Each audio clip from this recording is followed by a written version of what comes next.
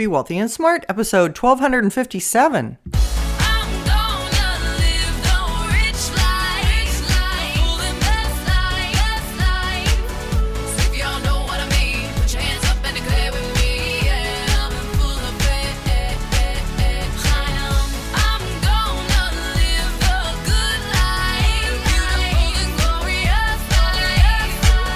Step into a world of wealth and financial freedom without budgets, boredom, or bosses on Be Wealthy and Smart. And now, here's your host, Linda P. Jones. Welcome to Be Wealthy and Smart. I'm Linda P. Jones, America's Wealth Mentor, empowering women and men worldwide to financial freedom. On today's show, we're going to talk about how the tax extension deadline is nearing. And that means people that have filed extensions have their taxes due on October 16th this year. One of the best investments I make is in a CPA to do my taxes for me. But every year we file an extension. What that does is it means that any tax due has to be paid by April 15th, but it gives us until mid-October to actually file the documents. And since some of my investments have K-1 forms, which are for investments such as private equity and some limited partnerships, things like that, they can take a while to come. And sometimes those K-1s don't arrive by April. So what do? You file an extension. But like I said, the tax is still due. It just gives you longer to file your forms. But there's some other advantages that come to play with filing an extension as well.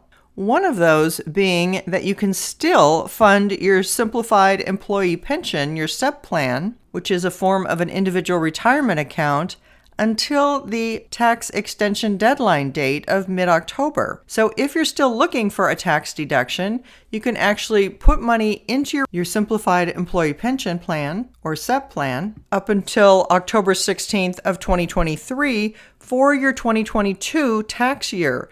And what the advantage of that is that all the money that's in your simplified employee pension, your SEP, gets deducted from your income as if you didn't earn it. So if you have a high income and you need some tax deductions, a SEP is a great thing for an entrepreneur to be able to use as a great, not only retirement plan vehicle, but also important for your tax planning. In 2023, the maximum that you can put into a SEP is 25% of your earned income up to $66,000.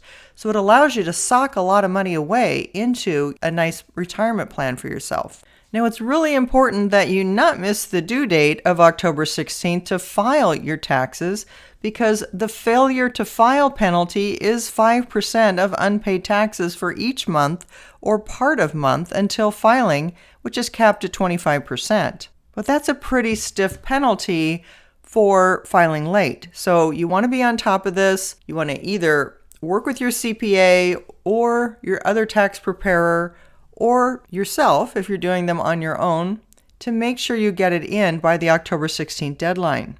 Now, some filers who have been in disaster relief situations, such as in Lahaina, Hawaii, they are able to file later. So if you have a loss that is attributable to a federally declared disaster, you want to go on the IRS's website and look at their rules. Now, the failure to file penalty is different from the failure to pay penalty.